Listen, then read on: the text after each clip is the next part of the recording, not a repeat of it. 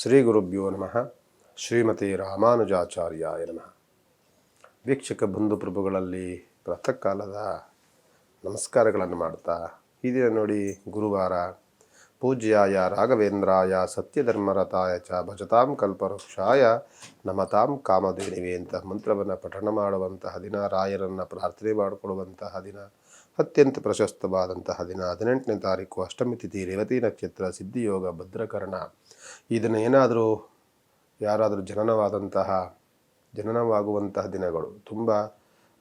ಯಾವುದಾದ್ರೂ ಈ ದಿನ ಮಕ್ಕಳು ಹುಟ್ಟಿದ್ರೆ ಮಾತ್ರ ತುಂಬ ಪ್ರಶಸ್ತವಾಗಿರುವಂಥದ್ದು ರೇವತಿ ನಕ್ಷತ್ರ.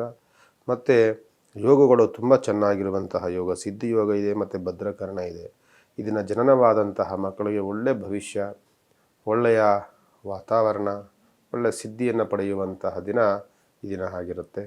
ಈ ದಿನ ಶುಭ ಕಾರ್ಯಗಳಿಗೂ ಅನುಕೂಲವಾಗಿರುತ್ತೆ ಅಂತ ಹೇಳ್ತಾ, ಈ ದಿನ ನೋಡಿ ಮೇಷರಾಶಿಯವರಿಗೆ ಬಹಳ ಪ್ರಶಸ್ತವಾಗಿರುವಂತಹ ದಿನವಾಗಿರುತ್ತೆ.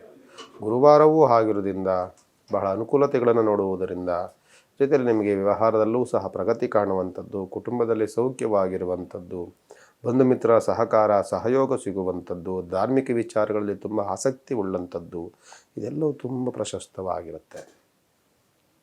ವೃಷಭ ರಾಶಿಯವರೆಗೂ ಸಹ ಸ್ವಲ್ಪ ಹಣಕಾಸಿನ ದುಂದು ವೆಚ್ಚಗಳು ಜಾಸ್ತಿ ಆಗುತ್ತೆ. ಸ್ವಲ್ಪ ಮಾತನಾಡಬೇಕಾದ್ರೆ, ಇನ್ನೊಬ್ಬರ ಜೊತೆ ಮಾತನಾಡಬೇಕಾದ್ರೆ ಸ್ವಲ್ಪ ಕೋಪದ ವಾತಾವರಣ, ಸಣ್ಣ ಪುಟ್ಟ ವಿಚಾರಗಳಿಗೆ ಘರ್ಷಣೆ, ಕೋಪದ ವಾತಾವರಣ, ಮನಸ್ತಾಪಗಳಾಗುವಂಥ ಸನ್ನಿವೇಶಗಳಿರುತ್ತೆ. ಸ್ವಲ್ಪ ಎಚ್ಚರಿಕೆಯನ್ನು ವಹಿಸಬೇಕಾಗ್ತದೆ. ವಾಹನದಲ್ಲಿ ಚಲಾವಣೆ ಮಾಡಬೇಕಾದ್ರೆ ಸ್ವಲ್ಪ ಜಾಗ್ರತೆಯನ್ನು ವಹಿಸಬೇಕಾಗ್ತದೆ. ಸ್ವಲ್ಪ ಅದರ ಕಡೆ ಗಮನ ಕೊಡಿ. ಜೊತೆಯಲ್ಲಿ ನಿಮ್ಮ ರೈತಾಪಿ ವರ್ಗದಲ್ಲಿ ಯಾರಾದರೂ ಇದ್ದರೆ ಅಂಥವ್ರಿಗೆ ಸ್ವಲ್ಪ ಎಚ್ಚರಿಕೆಯನ್ನು ವಹಿಸೋಕೆ ಗಾಡಿಯನ್ನು ಓಡಿಸ್ಬೇಕಾದ್ರೆ, ಟ್ರ್ಯಾಕ್ಟರ್ ಓಡಿಸ್ತಿರ್ತಾರೆ, ಹೊರಗಡೆ ಒಬ್ಬೊಬ್ಬರೇ ತೋಟಗಾರಿಕೆ ಹೊಲಗಳ ಜಮೀನುಗಳಿಗೆ ಹೋಗ್ತಿರ್ತಾರೆ, ಸ್ವಲ್ಪ ಅಲ್ಲಿ ಎಚ್ಚರಿಕೆಯನ್ನು ವಹಿಸಬೇಕಾಗ್ತದೆ ಅಂತ ಹೇಳಿ ಅನುಕೂಲವಾಗುತ್ತೆ ಅಂತ. ನಂತರದಲ್ಲಿ ಮಿಥುನ ರಾಶಿಯವರಿಗೆ ಬುದ್ಧಿ ತುಂಬ ತೀಕ್ಷ್ಣವಾಗಿರುತ್ತೆ, ಆಲೋಚನಾ ಶಕ್ತಿ ತುಂಬ ಚೆನ್ನಾಗಿರುತ್ತೆ, ವ್ಯವಹಾರದಲ್ಲಿ ತುಂಬ ಪ್ರಗತಿ ಕಾಣುತ್ತೆ. ಕೆಲಸ ಮಾಡುವಂತಹ ಜಾಗದಲ್ಲಿ ಸಹಕಾರ ಸಹಯೋಗ, ಮೇಲಧಿಕಾರಿಗಳಿಂದ ಪ್ರಶಂಸೆ ಮಾತುಗಳು ಇದೆಲ್ಲವೂ ಸಿಗುವಂತಹ ವಾತಾವರಣ ಇರುತ್ತೆ. ಆದರೂ ಸಹ ಯಾರಾದರೂ ಸ್ವಲ್ಪ ಸಮಸ್ಯೆ ಅಂತ ಬಂದರೆ ಅವರಿಗೆ ಎತ್ತಿ ಹಣವನ್ನು ಕೊಟ್ಬಿಡ್ತೀರಿ, ಅದನ್ನು ನಿಮಗೆ ಹಿಂತಿರಿಸ್ಕೊಳಕ್ಕಾಗೋದಿಲ್ಲ. ಕೇಳೋಕ್ಕೋದ್ರೆ ಸಣ್ಣ ಪುಟ್ಟ ವಿಚಾರಗಳಿಗೆ ಮನಸ್ತಾಪಗಳಾಗುತ್ತೆ, ಇಲ್ಲಾಂದರೆ ಬೇಸರ ಆಗುತ್ತೆ. ಅದು ಬಹಳ ಇಕ್ಕಟ್ಟಿನ ಪರಿಸ್ಥಿತಿ ಆಗುತ್ತೆ. ಅದು ಸ್ವಲ್ಪ ಎಚ್ಚರಿಕೆಯನ್ನು ವಹಿಸಬೇಕಾಗ್ತದೆ ಮಿಥುನ ರಾಶಿಯವರು. ಕರ್ಕಾಟಕ ರಾಶಿಯವರಿಗೆ ಮನಸ್ಸು ಬಹಳ ತಿಳಿಯಾಗುತ್ತೆ, ಆರೋಗ್ಯದಲ್ಲಿ ಚೇತರಿಕೆ ಆಗುತ್ತೆ, ಕೋಪವು ಶಮನವಾಗುತ್ತೆ. ಆದಂತಹ ಸಣ್ಣ ಪುಟ್ಟ ತಪ್ಪುಗಳ ಬಗ್ಗೆ ವಿಶ್ಲೇಷಣೆ ಮತ್ತು ಯೋಚನೆಯನ್ನು ಮಾಡ್ತೀರಿ. ಏನನ್ನು ಮಾಡಬೇಕು, ಏನನ್ನು ಮಾಡಬಾರುವಂತಹ ಒಂದು ನಿರ್ಧಾರಕ್ಕೆ ಬರ್ತೀರಿ. ಜೊತೆಯಲ್ಲಿ ಸ್ವಲ್ಪ ಏನೋ ಸುತ್ತಾಡೋರು, ಎಷ್ಟೇ ಓಡಾಡಿದ್ರು, ಏನೇ ಪ್ರಯತ್ನ ಪಟ್ಟರೂ ಸಹ ಹಣಕಾಸಿನ ಸ್ವಲ್ಪ ಕೊರತೆಗಳು ಕಾಡ್ತಾ ಇರುತ್ತೆ. ಅದರ ಬಗ್ಗೆ ಬಹಳ ಚಿಂತನೆಯನ್ನು ಮಾಡ್ತಿರ್ತೀರಿ. ಆದಷ್ಟು ಸಹ ಶನಿ ಮಹಾತ್ಮನ ಪ್ರಾರ್ಥನೆ ಮಾಡ್ಕೊಳ್ಳಿ, ಆಂಜನೇಯ ದೇವಸ್ಥಾನಕ್ಕೂ ಅರ್ಚನೆ ಮಾಡಿಸಿ ಅನುಕೂಲವಾಗುತ್ತೆ. ನಂತರದಲ್ಲಿ ಸಿಂಹ ರಾಶಿಯವರಿಗೆ ವ್ಯವಹಾರದಲ್ಲಿ ಪ್ರಗತಿ ಇದೆ, ಕುಟುಂಬದಲ್ಲಿ ಸೌಖ್ಯವಿದೆ. ಏನೇನು ಮಾಡಬೇಕು ಬೇಕಾದರೂ ಸಹ ನಿಮಗೆ ಒಳ್ಳೆಯ ಅನುಭವದ ವಾತಾವರಣ ನಿಮಗೆ ಚೆನ್ನಾಗಿದೆ.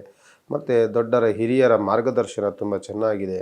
ಜೊತೆಯಲ್ಲಿ ನಿಮ್ಮ ಪ್ರಯತ್ನವೆಲ್ಲವೂ ಸಫಲತೆ ಕಾಣುವಂಥದ್ದು. ಕೋರ್ಟು ಕಚೇರಿಗಳಿಂದ ಜಯದ ವಾತಾವರಣ, ನೆಮ್ಮದಿ ಆಗುವಂತಹ ಸನ್ನಿವೇಶಗಳು. ಏನಾದರೂ ಹೊಸದಾದಂತಹ ಖರೀದಿ ಮಾಡಲಿಕ್ಕೆ ಮನಸ್ಸನ್ನು ಮಾಡ್ತೀರಿ.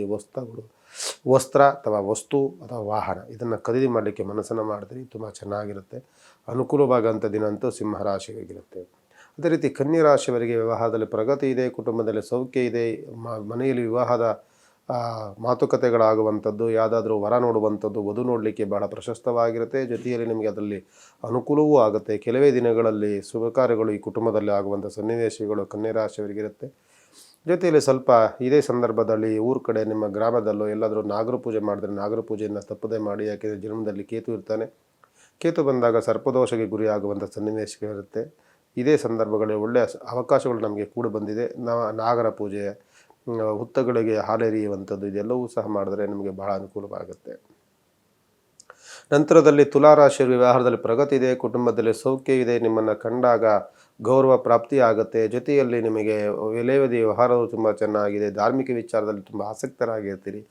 ಹೊರಗಡೆ ದೂರದ ಪ್ರಯಾಣ, ಧರ್ಮಸ್ಥಳ, ತಿರುಪತಿ, ಅಯೋಧ್ಯ ಇಂತಹ ಮಧುರಾ ಇಂತಹ ಊರುಗಳಿಗೆ ಅಥವಾ ಅಯ್ಯಪ್ಪ ಸ್ವಾಮಿ ದೇವಸ್ಥಾನ ಇಂಥದಕ್ಕೆ ಹೋಗ್ಲಿಕ್ಕೆ ನೀವು ಭಾಳ ಮನಸ್ಸನ್ನು ಮಾಡ್ತಿರ್ತೀರಿ. ದೇವತಾ ಕಾರ್ಯಗಳಲ್ಲಿ ಆಸಕ್ತರಾಗಿರುವಂಥದ್ದು. ಜೊತೆಯಲ್ಲಿ ನಿಮ್ಮ ಏನು ಅಂದ್ಕೊಂಡಿರ್ತೀರಿ ಅದೆಲ್ಲವೂ ಸಹ ನಿಮಗೆ ಸಿದ್ಧಿಯಾಗುವಂಥ ದಿನಗಳು ತುಲಾರಾಶಿಯಾಗಿರುತ್ತೆ. ವೃಶ್ಚಿಕ ರಾಶಿಯವರಿಗೆ ಇದೇ ಕೆಲವು ದಿನಗಳಲ್ಲಿ ಮದುವೆ ಮುಂಜಿಗಳಾಗಿ ಶುಭ ಕಾರ್ಯಗಳಾಗುವಂಥದ್ದು, ಮನೆ ಕಟ್ಟುವಂತಹ ಯೋಗ, ಗೃಹಪ್ರವೇಶ ಮಾಡಿಕೊಳ್ಳುವಂತಹ ಯೋಗ, ಹೊಸದಂತಹ ವಾಹನವನ್ನು ಖರೀದಿ ಮಾಡುವಂತಹ ಯೋಗ, ನಿಮ್ಮ ವ್ಯವಹಾರದಲ್ಲಿ ತುಂಬ ಪ್ರಗತಿಯ ಕಾಣುವಂಥದ್ದು, ಕೋರ್ಟ್ ಕಚೇರಿಗಳಿಗೆ ಜಯದ ವಾತಾವರಣ, ನಿಮ್ಮನ್ನು ಕಂಡಾಗ ಬೇರೆಯವರು ಸ್ವಲ್ಪ ಅಸೂಯೆ ಪಡುವಂತಹ ವಾತಾವರಣ ಇರುತ್ತೆ, ಅನುಕೂಲವಾಗುತ್ತೆ. ಅನಂತರದಲ್ಲಿ ಧನುಷ್ ರಾಶಿಯವರಿಗೆ ವ್ಯವಹಾರದಲ್ಲಿ ಪ್ರಗತಿ ಇದೆ, ಕುಟುಂಬದಲ್ಲಿ ಸೌಖ್ಯ ಇದೆ, ಹಣಕಾಸಿನ ದುಂದು ವೆಚ್ಚ ಇದೆ, ಹಣಕಾಸನ್ನು ಕಳ್ಕೊಳ್ಳುವಂಥದ್ದು, ಅಮೂಲ್ಯ ವಸ್ತುಗಳನ್ನು ಕಳ್ಕೊಳ್ಳುವಂಥದ್ದು, ಆಮೇಲೆ ಪಶ್ಚಾತ್ತಾಪ ಪಡುವಂಥದ್ದು, ಬುದ್ಧಿ ಮಂದಗತಿ ಆಗುವಂಥದ್ದು, ನಿಮ್ಮನ್ನು ಕಂಡಾಗ ಯಾರೋ ಬ್ಲ್ಯಾಕ್ ಮೇಲ್ ಮಾಡುವಂಥದ್ದು, ನಿಮ್ಮ ಬುದ್ಧಿಯನ್ನು ಬೇರೆ ಕಡೆ ಎಳೆದು ನಿಮ್ಮ ಹಣವನ್ನು ವಸ್ತುಗಳು ಲಪಡಾಯಿಸುವಂತಹ ಜನಗಳು ಸಿಗ್ತಾರೆ, ಕಳ್ಳಕಾಕರ ಕಾಟ ಹೆಚ್ಚಾಗುತ್ತೆ, ಜಾಗ್ರತೆಯನ್ನು ವಹಿಸಿ ಧನುಸು ರಾಶಿಯವರು. ಮಕರ ರಾಶಿಯವರು ವ್ಯವಹಾರದಲ್ಲಿ ಪ್ರಗತಿ ಇದೆ, ಕುಟುಂಬದಲ್ಲಿ ಸೌಖ್ಯವಿದೆ, ಮೇಲಧಿಕಾರಿಗಳಿಂದ ಪ್ರಶಂಸೆ ಮಾತುಗಳು ಸಿಗುತ್ತೆ, ಜೊತೆಯಲ್ಲಿ ನಿಮಗೆ ಕೆಲಸ ಮಾಡುವಂತಹ ಜಾಗದಲ್ಲಿ ಅನುಕೂಲವಾಗುತ್ತೆ, ಮತ್ತು ನಿಮಗೆ ಹೊರಗಡೆ ಪ್ರಯಾಣದ ಅನುಕೂಲಗಳು ತುಂಬ ಚೆನ್ನಾಗಿರುತ್ತೆ, ನಿಮ್ಮ ಆಲೋಚನಾ ಶಕ್ತಿ ತುಂಬ ಚೆನ್ನಾಗಿರುತ್ತೆ, ಬಹಳ ಯೋಚನೆ ಮಾಡಿ ಕೆಲವು ನಿರ್ಧಾರಗಳನ್ನು ತೆಗೆದುಕೊಳ್ತೀರಿ, ಅದರಿಂದ ಅನುಕೂಲವಾಗುತ್ತೆ. ಕುಂಭರಾಶಿಯವರೆಗೂ ಸ್ವಲ್ಪ ಕೋಪದ ಶಮನ ಆಗಬೇಕು, ಇಲ್ಲವಾದಲ್ಲಿ ಸಣ್ಣ ಪುಟ್ಟ ಅವಘಡಗಳು, ಕೋಪಕ್ಕೆ ಬುದ್ಧಿಯನ್ನು ಕೊಟ್ಟು ಸುಮ್ಮನೆ ಇಲ್ಲಸಲ್ಲದ ಕಿತಾಪತಿಗಳು, ಇಲ್ಲಸಲ್ಲದ ಅಪವಾದಗಳು, ಘರ್ಷಣೆಗಳು, ಮನಸ್ತಾಪಗಳನ್ನು ಮಾಡಿಕೊಳ್ಳುವಂಥ ಸನ್ನಿವೇಶಗಳಿರುತ್ತೆ. ಅದರಿಂದ ದಾಯಾದಿ ಕಲಹಗಳು ಆಗುತ್ತೆ, ಮತ್ತು ಜಗಳಗಳಾಗಿ ಸ್ವಲ್ಪ ಶತ್ರುಗಳ ಕಾಟವೂ ಹೆಚ್ಚಾಗುತ್ತೆ. ನಂತರದಲ್ಲಿ ನಿಮ್ಗೆ ಏನು ಮಾಡೋಕ್ಕೋದ್ರೆ ನಿಮಗೆ ಅಡೆತಡೆಗಳು, ಸ್ವಲ್ಪ ಗೊಂದಲಗಳು, ಕುಟುಂಬದಲ್ಲಿ ಕಲಹಗಳು, ಇದೆಲ್ಲ ಆಗುವಂತಹ ವಾತಾವರಣಗಳಿರುತ್ತೆ. ಕುಂಭರಾಶಿಯವರು ಜಾಗ್ರತೆಯನ್ನು ವಹಿಸಿ. ಮೀನರಾಶಿಯವರಿಗೆ ಮನಸ್ಸು ಬಹಳ ತಿಳಿಯಾಗಿರುತ್ತೆ, ಏನೇನು ಮಾಡೋಕ್ಕೋರು ಆಲೋಚನೆ ಮಾಡ್ತಿರ್ತೀರಿ, ವ್ಯವಹಾರದಲ್ಲಿ ಸ್ವಲ್ಪ ಪ್ರಗತಿ ಕಾಣ್ತಾ ಇದೆ, ಎಷ್ಟೋ ದಿನಗಳಿಂದ ನೆಲೆಗುದಿಗೆ ಬಿದ್ದಂತಹ ಹಣಕಾಸಿನ ವ್ಯವಹಾರವು ಪ್ರಗತಿಗೆ ಬರುವಂತಹ ದಿನಗಳಾಗುತ್ತೆ. ಜೊತೆಯಲ್ಲಿ ಹೊಸ ಕೆಲಸಗಳ ಆಗಮನವಾಗುತ್ತೆ, ಅತಿಯಾದಂಥ ಸುತ್ತಾಟವೂ ಹಾಗೇ ಇರುತ್ತೆ. ಅದರಿಂದ ಸ್ವಲ್ಪ ರಾಯರ ಪ್ರಾರ್ಥನೆ ಮಾಡಿಕೊಂಡ್ರೆ ಇನ್ನೂ ಚೆನ್ನಾಗಿರುತ್ತೆ ಅಂತ ಹೇಳ್ತಾ, ಇದರಿಂದ ವಿಶೇಷವಾದಂತಹ ಗುರುವಾರದ ಜ್ಯೋತಿಷ್ಯದ ಕಾರ್ಯಕ್ರಮಕ್ಕೆ ಮಂಗಳವನ್ನಾಡ್ತೇವೆ. ಭಗವಂತ ನಿಮ್ಮೆಲ್ಲರಿಗೂ ಸಹ ಒಳಿತನ್ನು ಮಾಡಲಿ.